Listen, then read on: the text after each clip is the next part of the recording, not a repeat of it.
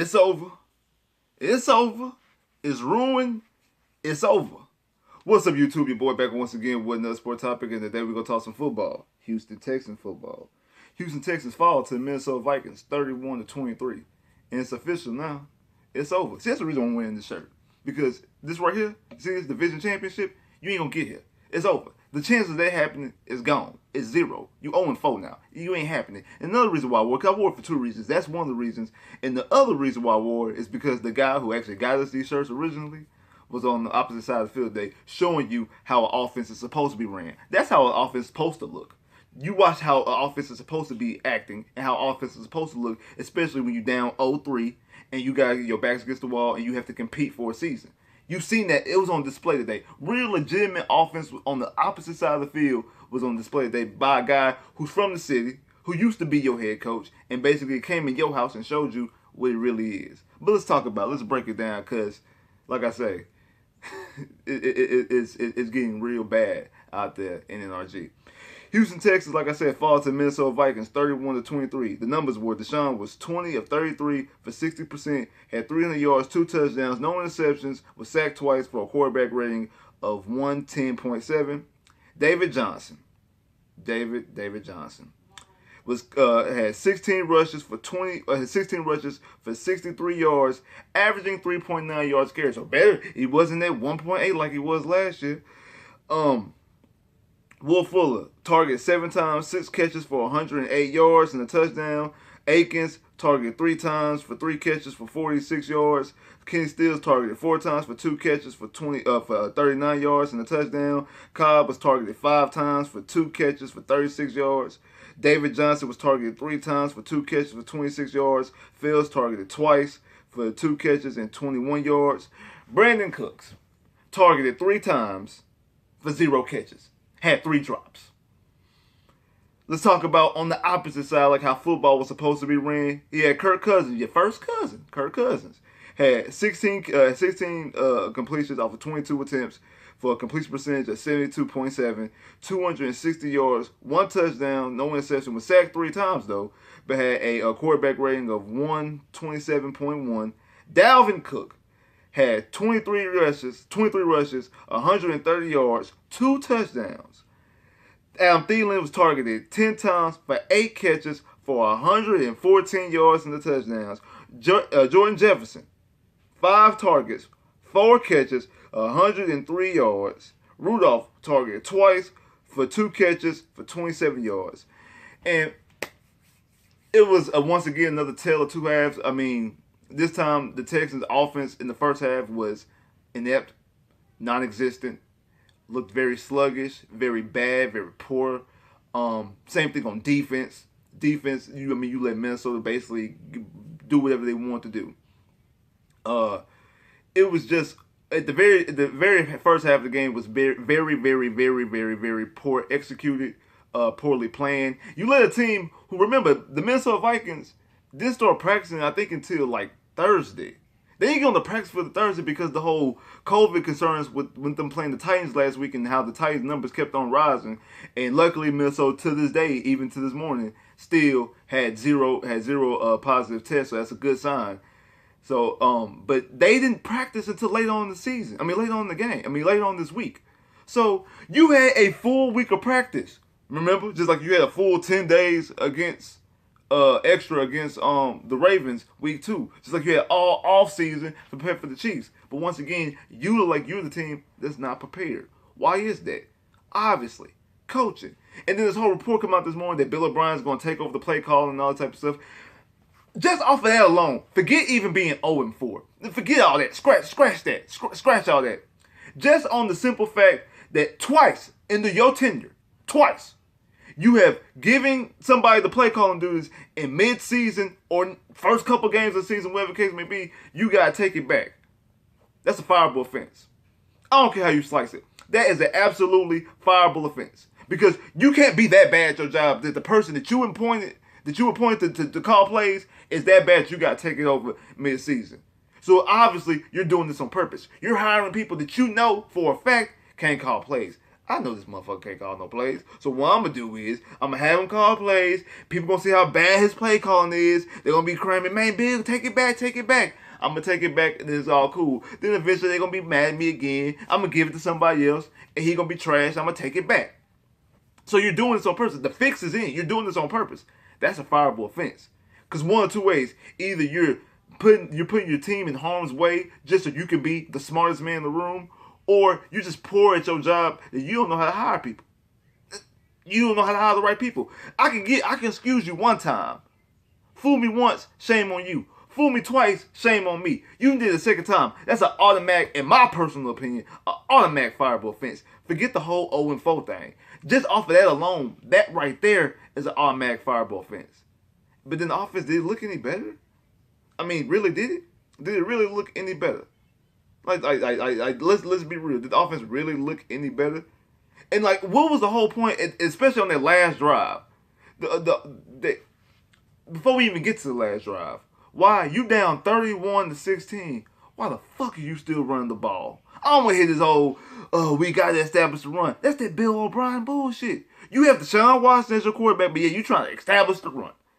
You trying to stay. You down 31-16. You down by 15 points, but you got to establish the run. Why? Why you need to establish the run for? They're supposed to open up the passing game. Ain't doing none the rest of the game. Ain't doing none of shit. You out here trying to establish the run with a guy who's only getting 1.8 yards to carry. That's what he got last week. The week before that was what? I think it was 2.6 or something like that. 3.6. This week is 3.8. 3.9. Come on, man. I told y'all this when we got David Johnson. He ain't it. I tried to give a little pass, just a little window. Like, maybe it was errors on the offensive line. But what did I tell y'all? The position group I was most concerned about was the running back, because I don't believe the Texans have a legitimate running back. And he keeps proving me right every week. He had one little decent week one. Against a poor run defense in Kansas City. And also, they were playing the pass a lot. Now these teams are not playing the pass. And they're not even. He is playing against the weakest loaded boxes in the NFL. Get this. Out of all 32 teams, he has the weakest box. Out of everybody. The box is not getting stacked against him. But yet, he cannot run the football. I told y'all this. I made sure when we traded for David Johnson, when I talked about the offense, and then also when I made a video talking about the running backs by themselves. It ain't it. It ain't going to be it. You need a running back. I said that before the draft. You're going to need a running back. They didn't get one. I told y'all to go after LaMichael P-Line. Told y'all to go after Anthony McFarland. No. I'm not the smartest guy in the room. I'm not William O'Brien. I'm not him. I'm not the smartest him. But yet, I digress. So then we get to the red zone on the last drive of the game. A potential game-time touchdown drive. What we do? We keep running the damn ball, David Johnson. Why? It has the first three and a half quarters not shown you that running the football is not successful right now. Go ahead, put Deshaun shotgun. Let's air this thing out. You got Deshaun Watson, you got Kenny Stills, you got Will Fuller, you got Randall Cobb, you got Brandon Cooks, you got Darren Fred, you got all these other people out there. Why are you still out here trying to run the ball with David Johnson? Why? So I don't even fault Will Fuller on that catch, because you basically put the Texans in a bad spot because you ran the ball 3 fucking times with David Johnson. Why? That makes no sense. Why? But no. Again, Bill O'Brien wants to be the smartest guy in the room. Now the touchdown that he had, that was a great job of scheming him open. The one touchdown that Will Fuller did have, that was a great job. Will Fuller was wide open. That was a great job of scheming him open. Same thing with the Kenny Stills touchdown. That was more so the threat of Will Fuller. Because the safety seen Will Fuller, and he was more afraid of Will Fuller, so he cut to the inside and left Stills wide open, because Stills basically ran that route by himself. Like, it was Stills basically had no cover. Stills just ran up the side like, oh shit, I'm all the way by myself, because the threat of Will Fuller. Today, Will Fuller showed you how he could be a number one, but also how he's not a number one. Because he showed you the flashes of the threat that he is, the real threat that he is, but he also showed you that at the end of the day, he's robbing without Batman. That's really what it is. He's missing Batman. And we already know who Batman is. We can't talk about him right now. But everybody knows that we missing D-Hop. And that is who made Will Fuller even more explosive. Will Fuller can be explosive by himself, but he's even more explosive and more dangerous and more dynamic when you got somebody else on the opposite side to help take away that coverage, because then the defense has to pick their poison. Now, the other person, okay, yeah, they're gonna rotate that coverage over to him. Now you gotta utilize Kenny Stills, you gotta utilize Randall Cobb and Brandon Cooks. Brandon Cooks, bro. Come on. I always know about how Brandon Cooks is about to be the number one receiver. Woo, woo, woo, woo, woo.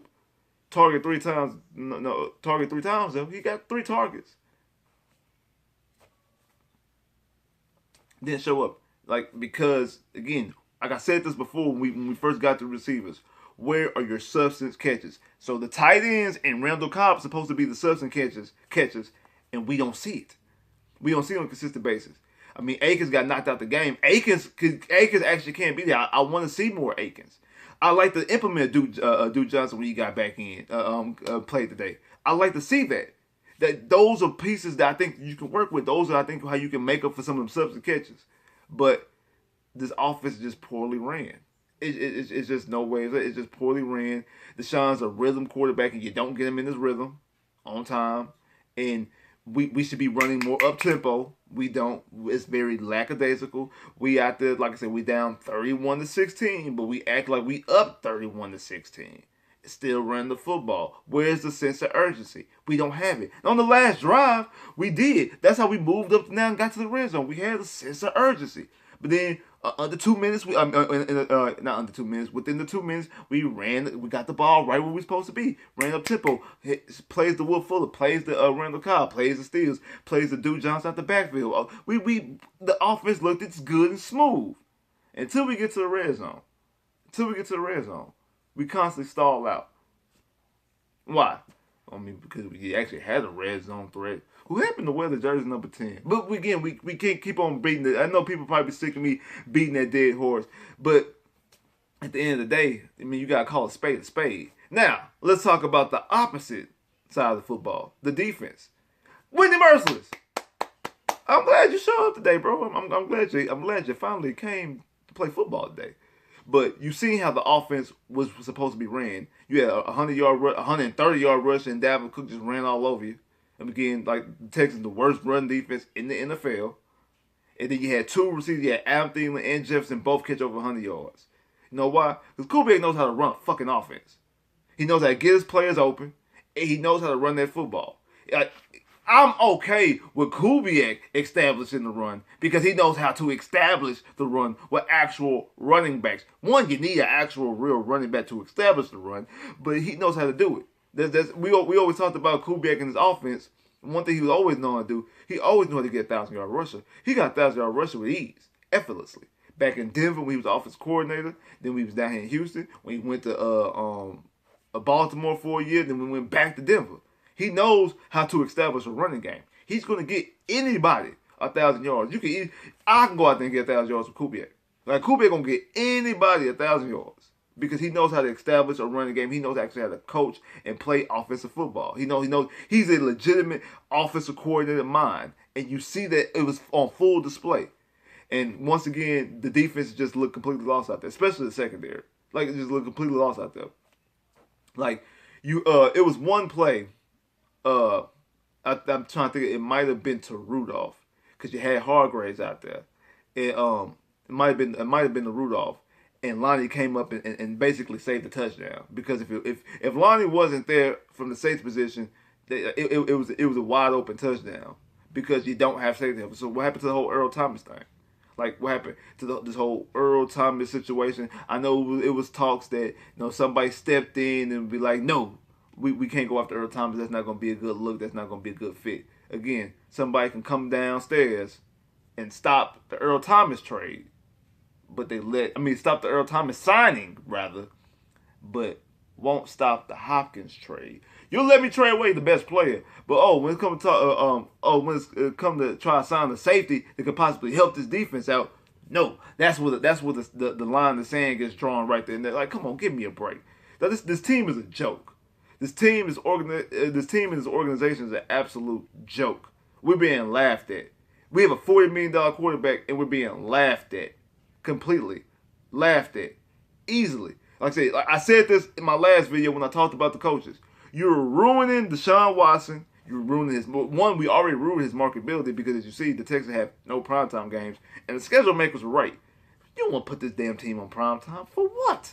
They had no choice. The season opener because the Chiefs' home schedule was just trash. So they had the only thing to be appealing would have been to put the Texans on. That was the only thing they had to do. Other than that, there's no attraction to this team. Nobody cares about watching this team. Even Deshaun Watson fans don't want to watch this team because we already know what it is. We already know what it is. Everybody knows what it is. That's how bad it is. Because when you got a fish rots from the head down.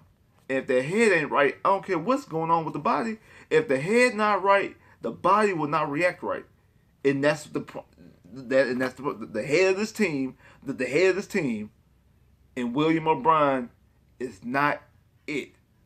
And we are now in uncharted. This is the first time we've been 0-4 since 08 and 05.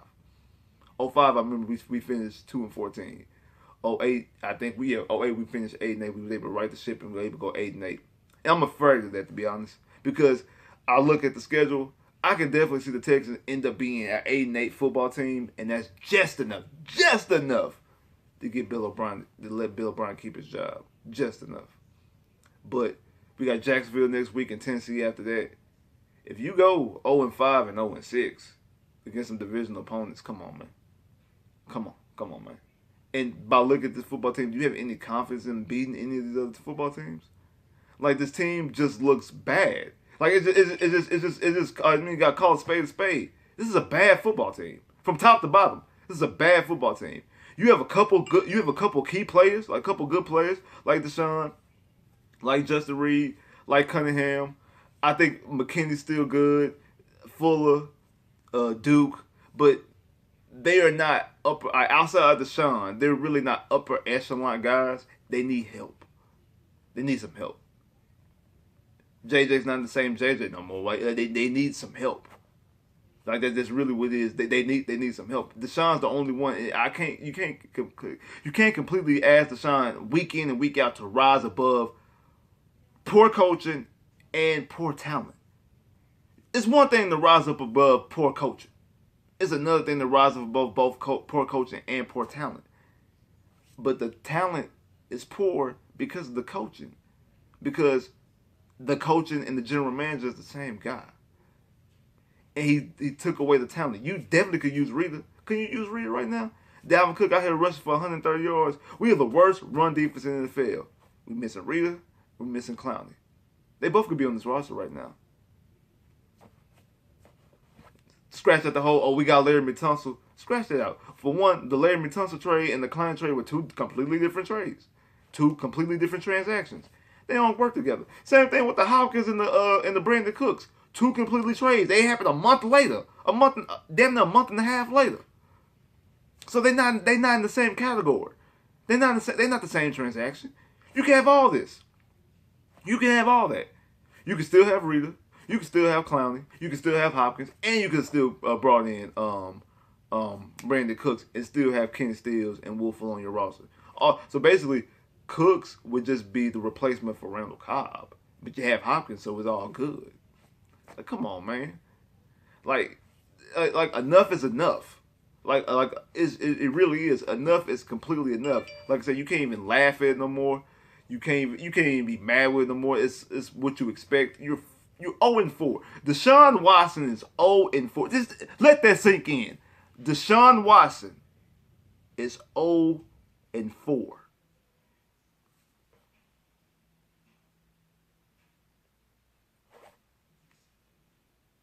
Deshaun Watson's 0-4, y'all.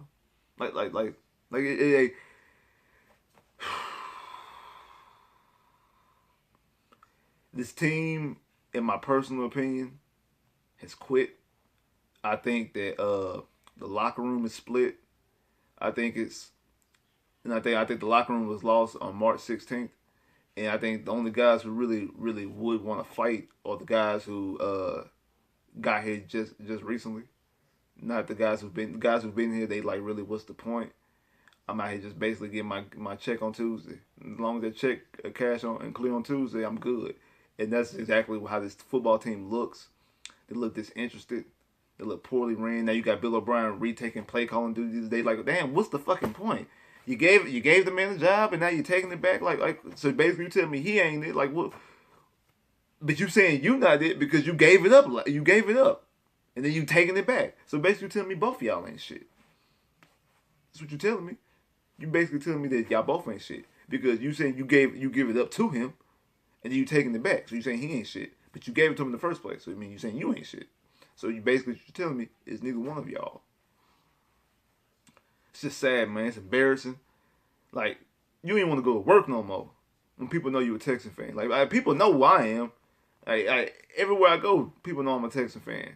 I do this YouTube shit. Like, they know this. They know exactly they know exactly what I'm rocking with. And it gets to the point that it's embarrassing. It gets to the point that it's just flat out embarrassing. Completely. Like I said, I asked this in the last video.